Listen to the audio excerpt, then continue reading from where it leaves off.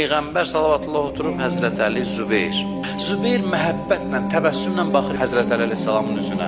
Adam adamı sevəndə məhəbbətlə necə baxar üzünə.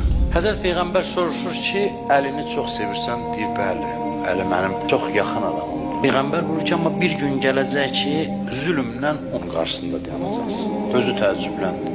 O qədər inanmadı ki, keçdi sözün üstündən. Həzrət Zəhra dəfn olunanda barmaq hesabı adam onun dəfnində iştirak edirdi, bir də Zübeyir idi. Həzrət Əli əleyhissalamın məscidə qolu bağlı aparanda silah çıxartdı Zübeyir.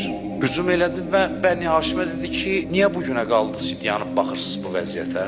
Gəldi, çatdı bu yerə ki, ilk Həzrət Əli xilafətə çatandan sonra ilk ona qarşı çıxan adam Zübeyir oldu. İki qoşun üzbəüz dayanıb, Zübeyir o qoşunun başçılarından biri, bu yana da Həzrət Əlinin qoşunu. Həzrət Əli əleyhissalam gəldi silahsız meydana. Həzrət Əli onu ehtiramla çağırdı. Dedi, ya Əba Abdillah. O da gəldi.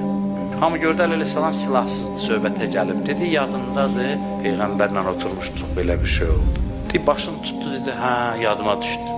Qayıtdı, gəldi pərişan halda. Onun oğlu ki var, deyir, atasına başladı söz atmağa ki, nə oldu, qorxdun Əlidən falan. Dedi, mən qorxmadım, qorxmaq məsələsi deyil. Çox narahat halda yavaş-yavaş uzaqlaşdı qoşundan, çəkildi bir kənara. İbn-i Cürmuz adında bir adam vardı Həzrət Əlinin qoşununda. O gəldi, onu təqib elədi, onu öldürdü. Qılıncını götürdü, gətirdi Həzrət Əliyə ki, Zübeyri öldürdüm, Zübeyri öldürdüm. Deyə bilər ki, bu tövbə eləmişdi. İctimai fəsadın tövbəsi etirafdır.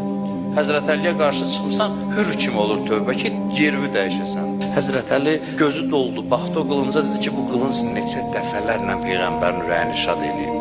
Öldürəndə də etina eləmədi, dedi, Peyğəmbərdən hədis eşitmişəm ki, hər ikisi cəhənnəmlidir, ölən də, öldürən də.